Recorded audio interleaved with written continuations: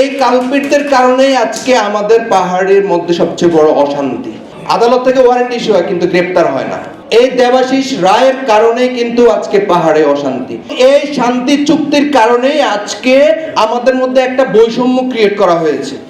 তুমি বাঙালি, তুমি বাংলা ভাষায় কথা বলো, আমি বাংলা ভাষায় কথা বলবো। তুমি ঢাকা শহরে এসে থাকতে পারবা ফ্ল্যাটে, তুমি ফ্ল্যাট কিনতে পারবা।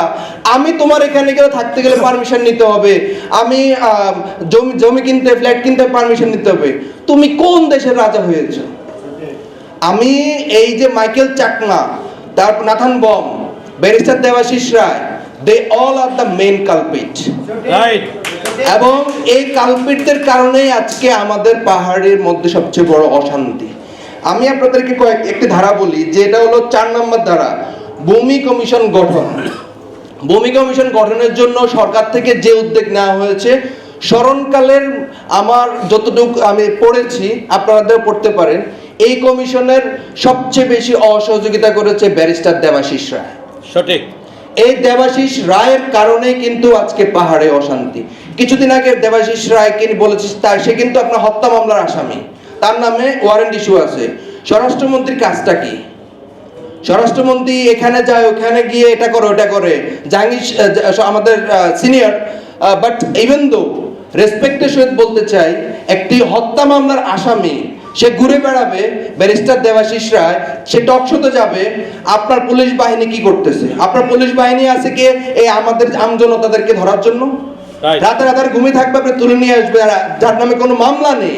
আর যে হত্যা মামলার আসামি ব্যারিস্টার দেবাশিস রায়, মাইকেল চাকমা, ওয়ার আর দে? কেন আমাদের ইন্টেলিজেন্স আছে না? তো ইন্টেলিজেন্স থেকে তথ্য যায়, আদালত থেকে ওয়ারেন্ট ইস্যু হয় কিন্তু গ্রেপ্তার হয় না। তারপরে আরেকটি ধারা আমি আপনাদেরকে বলি, 17 নম্বর ধারা। 17 নম্বর ধারায় বলা আছে যে সেনাবাহিনী, বিজিবি যে ক্যাম্পগুলো প্রতিস্থাপন হচ্ছে সেটা পর্যায়ক্রমে নিয়ে আসা হবে, ব্যাক করে নিয়ে আসা হবে। এখন আপনার এই যে নিয়ে আসাটা, আমি মনে করি ওরা যেহেতু শান্তি চুক্তিটা করেছে, বাট এটা আসলে প্র্যাকটিক্যালি কেন সম্ভব নয়।